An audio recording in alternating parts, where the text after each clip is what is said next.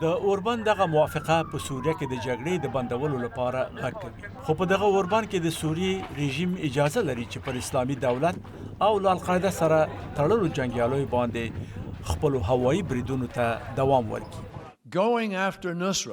د النصره خلاف اقدامات کول د هیڅ چا لپاره رعایت نه دی. دا په ټینګه د متحده ایالاتو په ګټه کار دی چې القاعده په نښه شي او په سوریه کې د القاعده سره تړلې ډلې چې النصره هم پکې شامل ده په نښه شي. ښاغلي کاري زیاته کړله چې النصره یوه داسې ډله ده چې په سوریه کې د سوله ییز عبوري پړاو سره مخالفه ده او همدا اوس له سوریې نه بهر د بریدونو لپاره دسیسې جوړوي. د برطانیې د بهرنیو چارو وزیر بوریس جانسن د متحده ایالاتو او روسیې ترمنځ د اوربان د دغې موافقې هرکلی کړی دی. هغه له خپل روسي انډول سرګی لاوروف سره نن په ټلیفوني خبرو کې وویل چې لندن دې ته چمتو دی چې د اوربان د عملي کولو په اړه مرسته وکړي. د ترکیې ولسمشر رجب طیب اردوغان په همدې تړاو وویل چې ترکیه به نن د دغه اوربان تر عملي کېدلو وروسته حلب ته خوراکي مواد، جامې او د ماشومانو لپاره د لوبو شیان ورولېږي.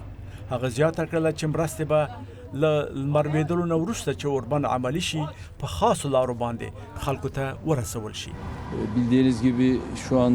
نن به له لمر لوېدو نه وروسته د حلب خلکو ته یا د ملګرو ملتونو او یا هم زموږ د سرې میاشتې له لارې او د جمهوري ریاست د عاجلو حالاتو د مرستې د ادارې له لارې دغه سیمې ته مرستې ورسول شي.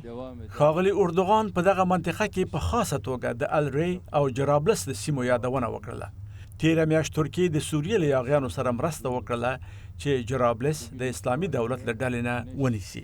د سوریې لپاره د ملګرو ملتونو استازي سټیفن دی مستورا وویل چې د دفتر به د متحده ایالاتو او روسیې په ملاتړ دغه اوربان څارنه وکړي. هغه نن وویل چې د دفتر په دې اړه تر اوسه پورې کومه وینا نه ده خپره کړې.